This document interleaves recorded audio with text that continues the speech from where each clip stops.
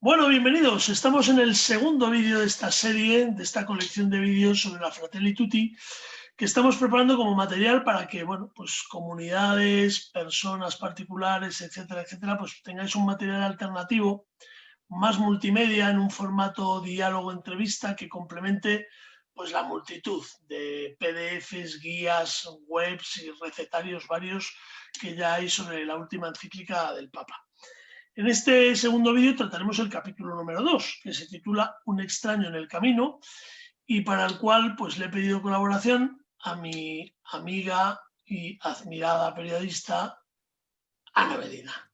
Ana, buenas tardes. Muy bien hallada.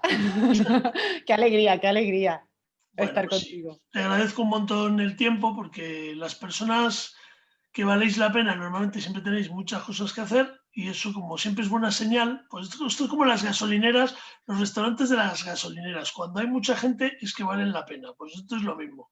Te das cuenta de que luego cuando le pides algo a alguien ocupado te lo hace y cuando se lo pides a alguien que no está ocupado, ¿verdad? Exacto, exacto, o sea que eso siempre es buena señal. Bueno, ¿te parece que empecemos el diálogo sobre el capítulo 2?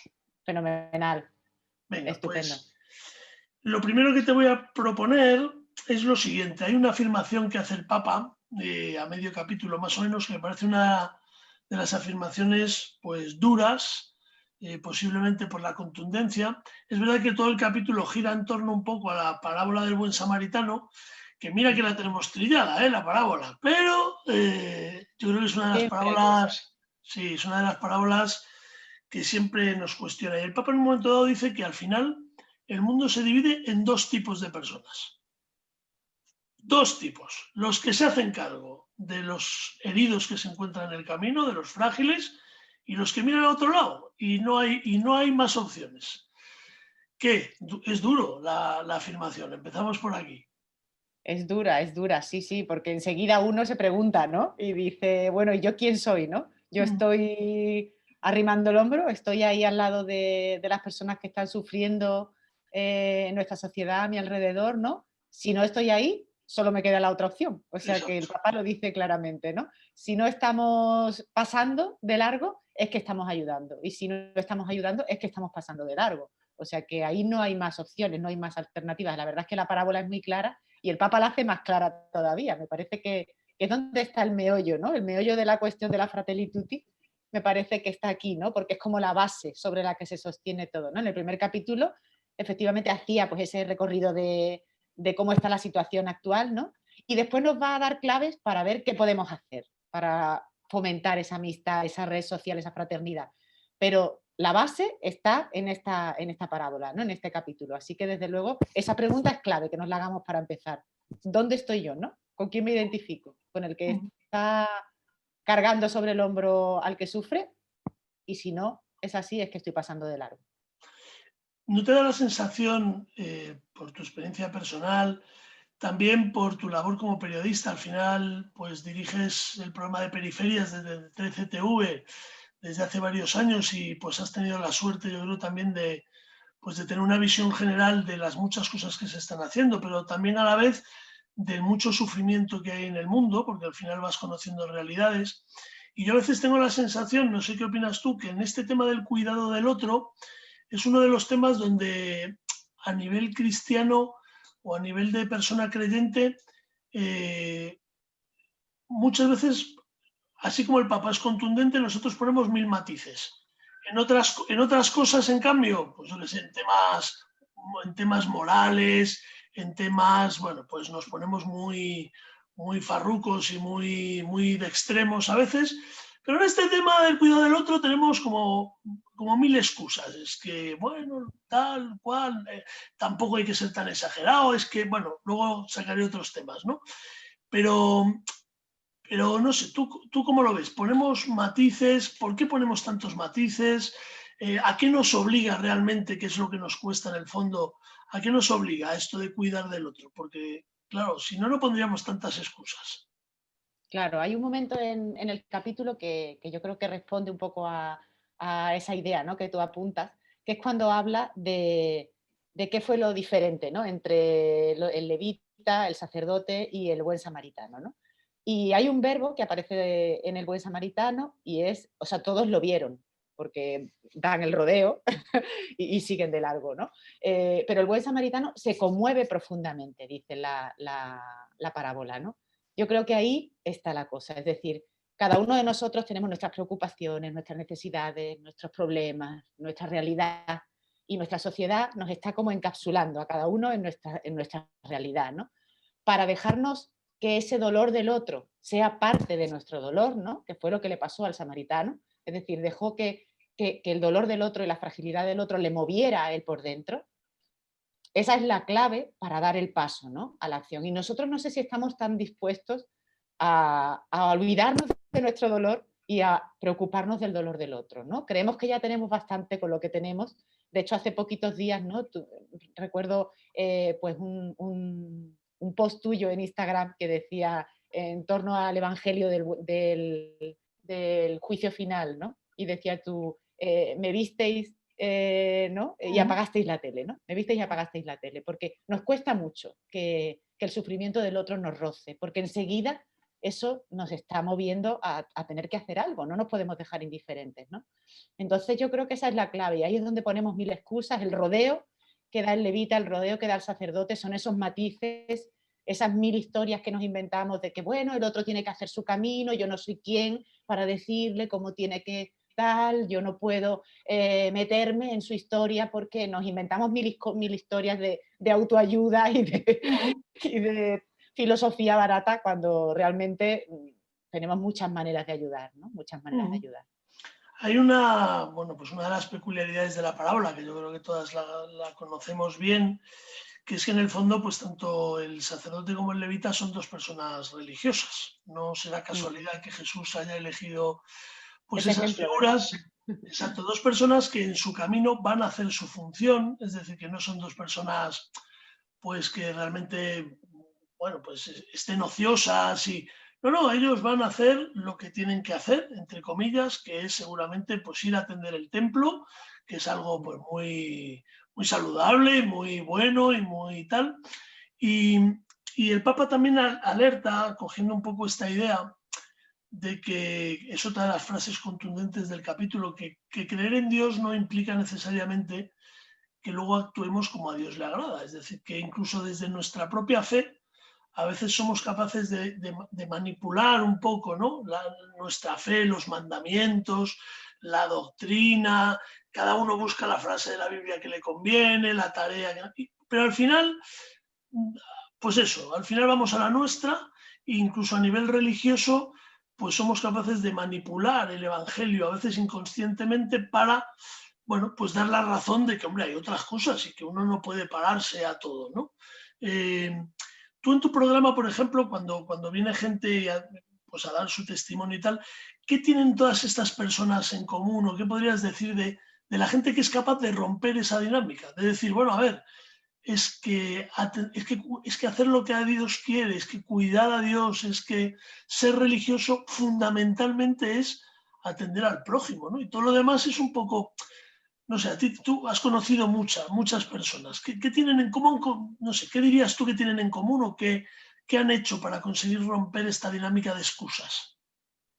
Pues mira, yo una de las cosas que me llama la atención, ¿no? Y yo reflexionando así previamente a nuestro encuentro, ¿no? En torno a la parábola y al capítulo de la Fratelli Tutti, me hacía pensar en eso que decíamos antes, ¿no? El conmoverse por dentro, ¿no? Es como el tener el corazón caliente, ¿no? El corazón ardiendo, ¿no? Sin embargo, cuando pasas de largo, pues tu corazón se queda templado, se queda tibio, se queda incluso frío, ¿no? Conocemos muchas personas que viven con el corazón frío, ¿no? Yo creo que cuando una persona está ahí, ¿no? Está ahí para los demás, tiene el corazón caliente, ¿no? Tiene el corazón ardiendo. Y yo creo que casi pensaba yo, ¿no? ¿Quiénes son los que más nos necesitan ahora, ¿no? En nuestra sociedad. Y pensaba yo en esa frialdad de corazón. Yo creo que es una de las grandes epidemias que estamos pasando, ¿no? Eh, Quizá no es tanto el ser excluido, que es gravísimo, ¿no? Sino el, el tener el corazón muerto, ¿no? Pienso que es una de las grandes enfermedades de nuestra sociedad y que es uno de los grandes retos que tenemos los cristianos, ¿no? Y ahí yo siempre he visto las personas que están al lado de quienes más lo necesitan, que se dejan conmover, que se dejan contagiar, que se dejan ensuciar por los otros, ¿no? Y mojar por la situación de los demás, son testigos. Es decir, yo siempre he visto una diferencia entre los que somos creyentes y los que somos testigos, ¿no? El creyente habla de oída, habla de algo que le han contado, que él se cree y que le parece pues algo bonito, algo bueno y en lo que, bueno, pues en lo que cree y a lo que sigue, ¿no? Pero el testigo lo ha visto, ¿no? El testigo lo ha visto, lo ha tocado, lo ha palpado y entonces cuando te lo cuenta tú dices, wow, aquí no me estás hablando de una teoría, ¿no? Aquí me estás hablando de algo que tú has conocido de verdad, ¿no? Y el otro día le leía también a un amigo en redes sociales, ¿no? Si quieres ser feliz durante una hora, tómate una siesta, ¿no? Si quieres ser feliz durante un día, ¿no? Pues queda con los amigos. Pero si quieres ser feliz durante toda tu vida, ayuda a alguien, ¿no? Yo creo que efectivamente esa cercanía a los que están en los márgenes, al final es lo que nos transforma y es lo que nos hace vivir el Evangelio en primera persona y no solamente de oídas. El Papa saca un tema también que me parece muy importante en los tiempos que corren, en este nuevo tiempo también eclesial, donde yo creo que nos damos cuenta que tenemos una superestructura eclesial. Las estructuras siempre son necesarias cuando las ponemos a servir a la misión, y a veces pueden llegar a ser molestas cuando a lo mejor pues, se han quedado caducas o cuando empiezan a estorbar más que ayudar, ¿no? Yo creo que a nivel de iglesia hoy, incluso a nivel de muchos aspectos, ¿no? A muchos niveles, a nivel de diócesis, de político, a nivel de órdenes religiosas, incluso a veces de comunidades nuestras, pues, pues las estructuras empiezan a asfixiarnos y nos damos cuenta de que muchas veces se nos va el tiempo en sostener esas estructuras. Y el Papa, hay un momento dado que nos dice que somos analfabetos en otra cosa que creo que es una de las palabras del nuevo tiempo de la Iglesia, ¿no? Que es el verbo acompañar. Posiblemente unida a la palabra discernimiento, pues sean dos de las palabras para mí claves en estos nuevos tiempos que nos toca vivir. Pero el Papa nos espeta eso a la cara, ¿no? Somos analfabetos en acompañar. Incluso cuando nos lanzamos a ayudar, es una ayuda muchas veces utilitarista, es decir, vamos de arriba hacia abajo, yo vengo a ayudarte, a enseñarte, a darte lo que... Pero no es un acompañamiento de igual a igual, no es un acompañamiento a tiempo perdido, no es un acompañamiento de la escucha, sino más bien, bueno, pues a veces por propio desconocimiento pues no sabemos hacerlo de otra manera. ¿Qué importancia tiene el acompañarnos? Yo creo que ahí es muy importante, empezando por nuestras pequeñas comunidades, en las que a veces también nos cuesta dejarnos acompañar y nos cuesta acompañar a los hermanos, y luego pues a otros niveles, a nivel pues de diócesis, a nivel con los jóvenes, que a veces del sínodo de jóvenes recuerdo que una de las cosas que salía es que nos piden menos actividades y más acompañamiento, es decir, que necesitan que estemos cerca de ellos, no que les organicemos actividades de ocio y tiempo libre para que se entretengan, ¿no? No sé, esto del acompañamiento, ¿tú cómo lo percibes? ¿Y qué podemos hacer para acompañar mejor a todo aquel que nos encontramos? Y también para dejarnos acompañar nosotros, que esa es otra. Claro, lo primero es sentir esa humanidad, ¿no? Tener cultivada esa humanidad nuestra, de decir, no soy yo el que tiene que darle algo al otro, sino que somos iguales y lo que a él le pasa me preocupa. Yo creo que tenemos que partir, y que parece algo muy obvio y muy de perogrullo, pero luego nos damos cuenta de que en muchas estructuras nuestras, incluso religiosas, nos falta esa humanidad, ¿no? A la hora de tratar a los demás, ¿no? Y luego es verdad, para acompañar hay que estar al mismo nivel. No podemos acompañar llevando de la mano, ¿no? Al otro y hacia donde nosotros queremos, ¿no? En el Congreso de Laicos salió esta idea de una manera muy bonita, ¿no? En los grupos de trabajo, y se decía eso, ¿no? Un poco que que no se trataba de tirar la caña hacia las periferias y arrastrar a la gente de las periferias al centro, sino de ir nosotros a las periferias y caminar con ellos, ¿no? Caminar hacia donde nos lleve el camino, ¿no? Que siempre va a ser el camino que Dios quiera, ¿no? Entonces yo creo que esa diferencia es fundamental, ¿no? El acompañar. Muchas veces nos parece que es que si no salvamos al otro, si no podemos aportarle nada, es inútil el que estemos cerca, ¿no? Y nos sentimos como en esa responsabilidad de no por vanagloriarnos, pero sí de que lo que podemos aportar al otro es salvarle. Y a lo mejor no, a lo mejor lo que podemos aportar al otro es estar al lado suya en ese momento, ¿no?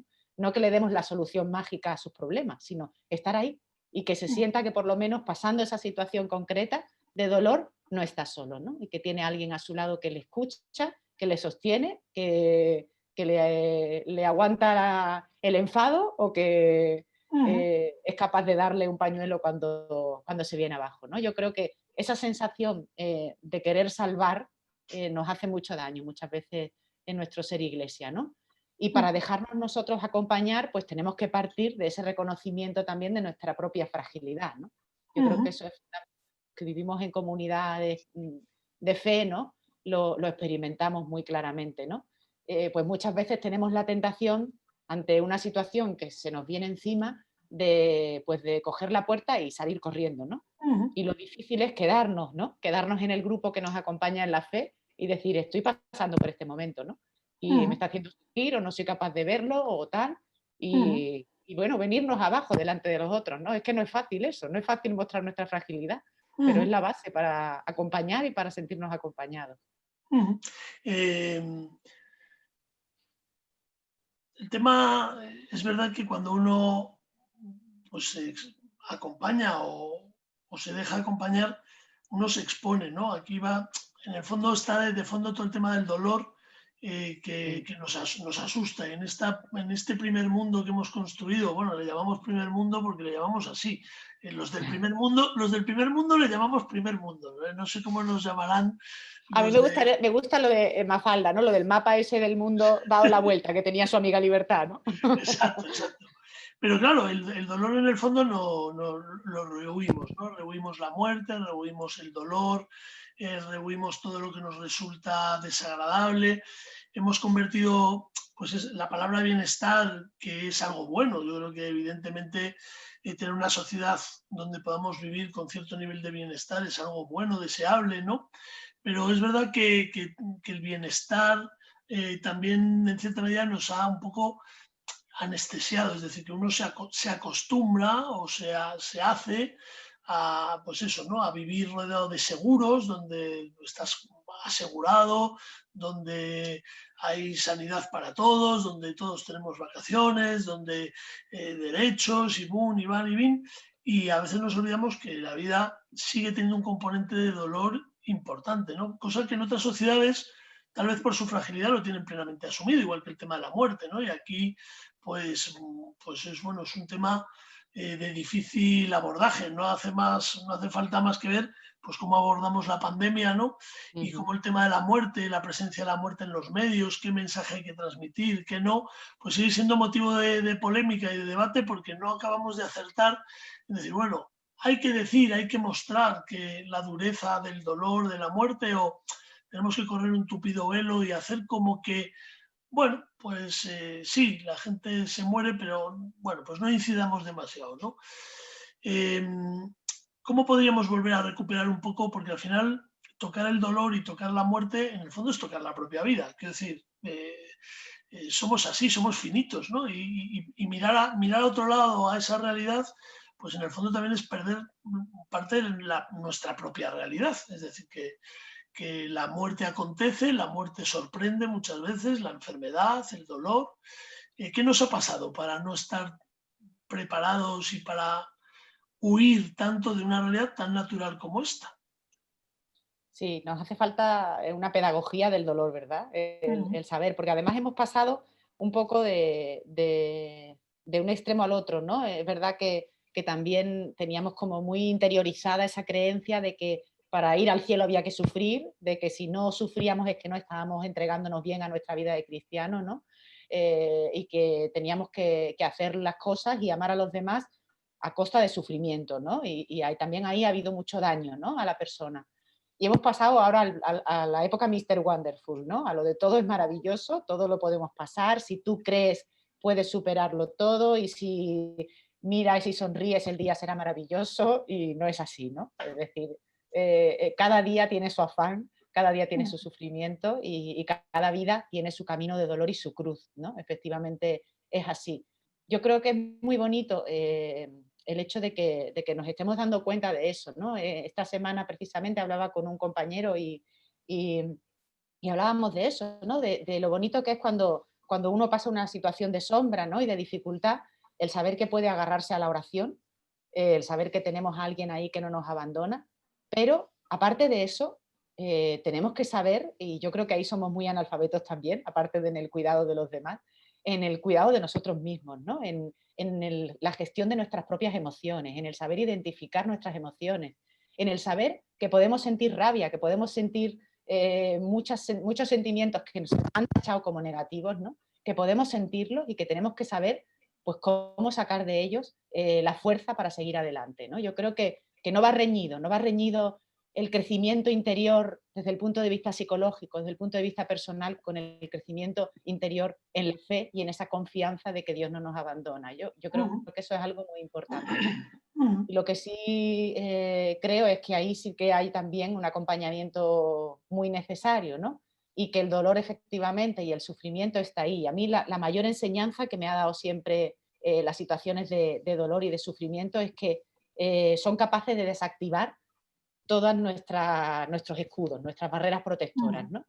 Nosotros nos creemos que controlamos la situación, que controlamos nuestra vida, que controlamos lo que pasa a nuestro alrededor y de pronto viene algo que nos desubica completamente, ¿no? Y nos hace perder el control. Y ante ese vacío es, yo creo, un espacio súper privilegiado para que Dios se manifieste en plenitud, ¿no? Y para que ujú, encontremos el verdadero gozo de saber que tenemos un Padre, ¿no? Y que somos hijos y que nos va a cuidar. Entonces, en ese sentir de pronto que se nos va de las manos una situación y que no podemos hacer nada porque no está en nuestra mano ante la enfermedad de un familiar, ante la muerte de una persona a la que queremos, ¿no? O de una pérdida de trabajo, pues de pronto Dios se hace más grande, ¿no?, en ese ujú, espacio. Porque tenemos que saber perder el control o ujú, perder esa ilusión, ¿no?, ese espejismo de control que tenemos en nuestra vida muchas veces, ¿no? ujú, De que controlamos y de que la vida pasa porque nosotros actuamos de una manera y de otra, ¿no? ujú. Te voy a hacer una pregunta un poco más íntima, porque aparte de tu faceta pública, bueno, pues tú estás en, bueno, pues como yo, tienes tu comunidad de fe, estás casada, tienes un hijo, viajas para arriba y para abajo por tu trabajo. El Papa saca uno de los factores también más difíciles, yo creo que para la vivencia de todo esto en el día a día, que es el factor tiempo. Eh, los laicos que hemos decidido que no, nuestra vocación no es la vocación sacerdotal ni la vocación religiosa, que no estamos 24 horas disponibles para los demás porque hemos optado o hemos elegido o hemos descubierto nuestra vocación matrimonial en un amor pues concreto, definido, con otra persona, un proyecto de familia, nuestros hijos y tal, pero seguro que muchas veces esto también lo has pensado tú o lo has hablado, lo habéis hablado en casa, es decir, bueno, qué difícil es el equilibrio entre el cuidado a mi vocación primera, que es mi vocación matrimonial y familiar, el cuidado a los míos, que son mi prójimo más próximo, y a la vez no caer en dos tentaciones. La tentación de hacer de esa vocación una vocación cerrada, es decir, que no, yo tengo que cuidar a mi familia. Mi familia es lo primero. Y entonces no tengo tiempo para nada más. Bueno, yo lo veo, también. Hay gente, Una tentación. Ujú. una gente religiosa y gente encantadora, ¿no? Incluso dentro de nuestras propias comunidades, incluso, pues yo a veces pues, he podido dejarme tentar, ¿no? Por esa idea, ¿no? Es decir, bueno, pues a ver, yo no, yo puedo dar hasta donde puedo, pero vamos, primero la familia y luego ya, si sobra tiempo. Y luego está la otra tentación, que es, de alguna manera, perder de vista esta vocación primera y a veces decir, bueno, a ver, no puedo llegar a todo. no puedo llegar a todo y no puedo descuidar a los de mi casa. Es decir, que me encantaría ayudar en Cáritas en la parroquia, me encantaría dar 80 charlas a los que me piden, me encantaría ir a ayudar a los de los naufragios en el Mediterráneo, me encantaría participar en mi barrio para que no sé qué, pero también uno tiene pues, sus hijos, su marido, sus padres mayores, bueno, cada uno su realidad, ¿no? ¿Tú cómo llevas lo del tiempo? ¿Y qué podemos hacer para llevarlo mejor? Porque el Papa lo saca, ¿no? El Papa dice algo así como que es uno de los bienes preciados de hoy en día y es lo primero que regala el samaritano, que es Ujú. parar, dejar de hacer lo que iba a hacer y regalar su tiempo. Sí, sí, sí, es muy curioso eso cuando lo dice que eres una de las formas de amar, ¿no? Del buen samaritano fue esa, la de dar su tiempo, ¿no? Algo que nos cuesta tanto. Efectivamente, es complicado, ¿no? Es complicado conjugar, pues una vocación, como tú dices, la de la familia, ¿no? Que te absorbe completamente porque son 24 horas, y más en este tiempo en el que muchos de nosotros pues estamos semiconfinados en casa y pasamos todavía más tiempo pendiente de la familia, ¿no? Con esa otra vocación que nos exigiría y nos cogería pues 48 horas al día, no 24, sino Ujú, 48, ¿no? Si nos dejáramos. Es complicado. Yo creo que todo tiene que partir, al menos así lo intento, ¿no? En casa, de esa comunicación y de ese equilibrio, ¿no? De equilibrio de fuerzas, ¿no? Por ejemplo, yo sí que reconozco que, por ejemplo, en mi caso, pues a José le toca muchas veces hacer de amo de casa, ¿no? Pues porque yo estoy más tiempo fuera, ¿no? Y combino varios trabajos y cuando no estoy trabajando en Málaga, pues estoy trabajando en Madrid y cuando no estoy pues con mil historias, ¿no? Por la tarde. Eh, y yo se lo agradezco, ¿no? Pero tampoco puedo yo delegar en él toda mi responsabilidad, ¿no? En la familia. Y de la misma manera, a mí me llena de alegría cuando él dice, bueno, yo aparte de mi trabajo y aparte de la familia, pues también quiero hacer esta parcelita y cuidar esta parcelita de caridad que me gusta. Él, por ejemplo, es una persona muy cofrade, pues entonces dentro de la cofradía, toda la labor de formación, de caridad, pues a él le llena mucho y es un sitio donde él pues también aporta mucho a la sociedad, ¿no? Entonces, pues a mí me llena de alegría el ver que somos capaces de conjugar ese equilibrio, ¿no? Que ujú. no siempre es fácil. Gracias a Dios, él es de madrugar mucho. Entonces nos compenetramos muy bien y muchas veces pues cuando él llega a casa ya ha cubierto esa faceta, ¿no? Y ya nos dedicamos a la familia en el fin de semana, ¿no? Y luego vamos sacando ratos y nos equilibramos y nos compensamos, ¿no? Pero es complicado. Y yo fíjate que hay muchas veces que tiraría el móvil por la ventana porque también es una, como tú decías, una tentación, ¿no? Y es un engaño, ¿no? Y muchas veces somos nosotros los que huimos a través de, pues, del WhatsApp, de estar pendientes del correo electrónico, de responder a una petición o a otra, estamos haciéndolo y huyendo, ¿no? De alguna manera de estar en casa, de estar escuchando a nuestros hijos, de estar pues acompañando y mirándonos a la cara, ¿no? Ujú, Hemos corrido ese riesgo de muchas veces de estar más centrados en el trabajo, en los dispositivos electrónicos, en ser candiles de puerta ajena, ¿no? ujú, Como decían nuestros antiguos, y no darnos cuenta de que en casa tenemos el principal apostolado. Yo creo que es el principal apostolado, ¿no? Muchas veces en ujú, nuestra comunidad lo hemos dicho, CVX, que la misión, ¿no? Evangelizadora del laico es como un iceberg, ¿no? Lo que se ve, lo que hacemos de caras para afuera, ¿no? En la parroquia, en la comunidad, en la sociedad, en mil organizaciones, es la punta de ese iceberg, ¿no? Pero cuánta labor y cuánta misión hay oculta, ¿no? Debajo del agua, ¿no? Acompañando a nuestros seres queridos, a nuestros mayores, ahora en este tiempo tan ujú. especial en el que tanto nos necesitan, ¿no? Estando en casa, cocinando, haciendo la compra y en mil tareas, ¿no? Eso es misión también, pero misión que queda por debajo de la línea de flotación, ¿no? Ujú. Vamos a ir terminando. Hay una parte también que me gustaría preguntarte, ya que te tengo aquí, que es eh, la labor o la influencia que tienen los medios, y tú eres una persona de los medios, haces radio, haces tele, eres periodista, bueno, pues en la diócesis haces también tu labor hacia afuera, ¿no? De ser voz bueno, pues de todo lo que se vive dentro en la diócesis de Málaga. Eh, ¿Hasta qué punto los medios ayudan y desayudan en esta labor de acercarnos al prójimo, ¿no? Hasta qué punto los medios nos enfrían, sirviéndonos pues, las tragedias casi como películas, ¿no? Bueno, pues, como carnaza de entretenimiento, pero sin profundizar muchas veces. Hasta qué punto no nos la sirven, ¿no?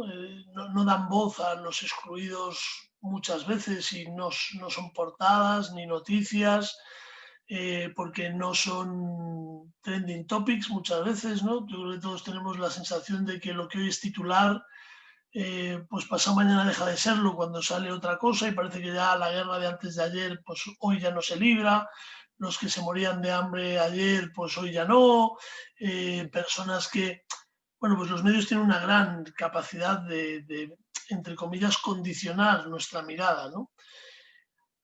Han llegado las redes sociales que aportan en positivo y en negativo también. Aportan en positivo el decir, bueno, pues es un lugar donde precisamente puedo complementar a los medios tradicionales porque hay voces independientes en los terrenos, ¿no?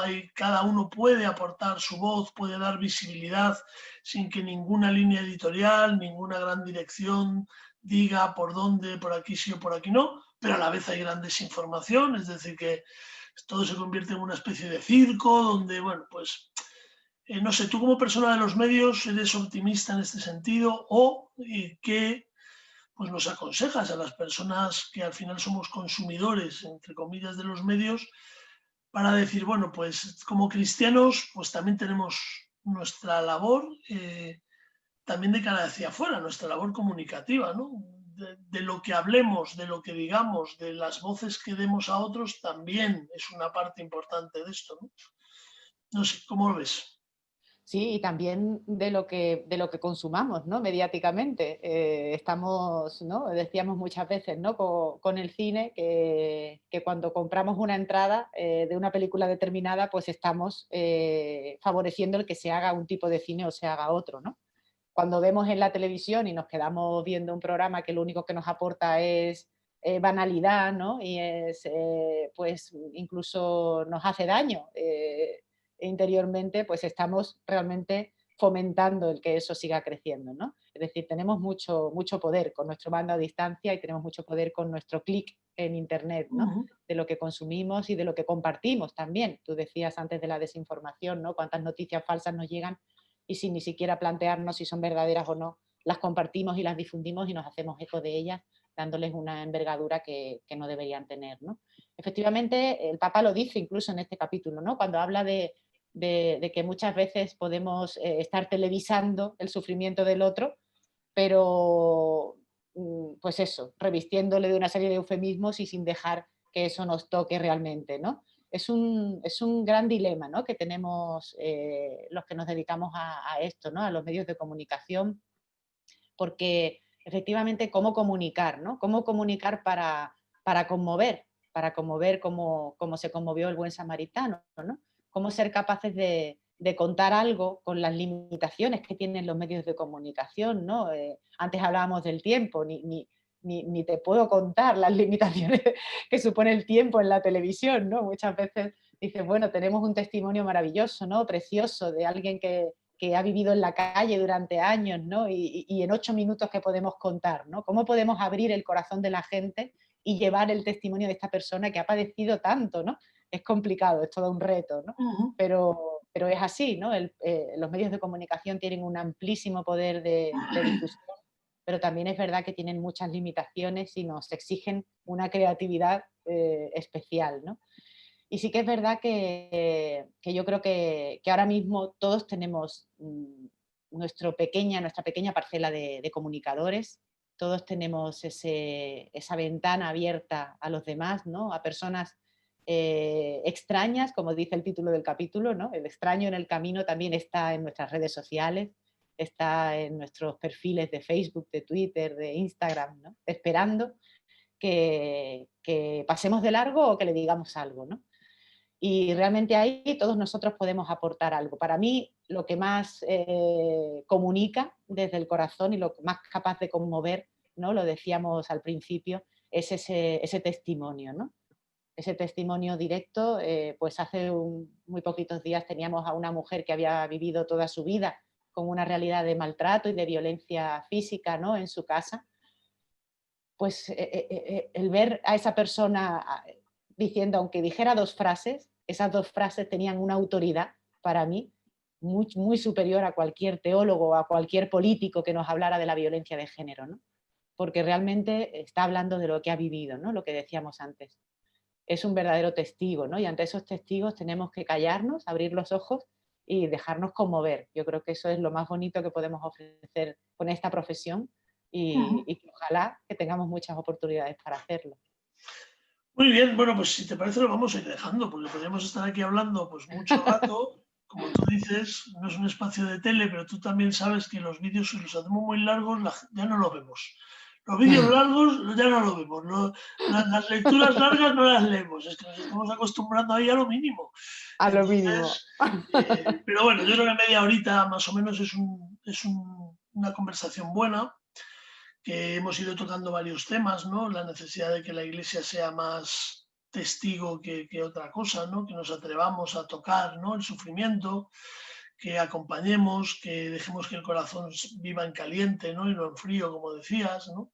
Bueno, pues muchas cosas que han ido saliendo que nos tienen que cuestionar a nivel personal, comunitario también, pues cómo son nuestras comunidades, ¿no? Pues simplemente grupos, no voy a decir casi de autoayuda, pero bueno, que muchas veces nos juntamos, ¡ay, pues qué bien, qué mal estamos! Y, bueno, y mientras ahí fuera está cayendo la del pulpo, ¿no? Y nosotros aquí hablando sobre si hacemos esto o hacemos lo otro, ¿no? Bueno, pues estas cosas que a veces a uno le cuestionan y dices, bueno, pues aquí el Papa sí que yo creo que nos lanza hacia afuera completamente, que nos dice, dejaos de tanta...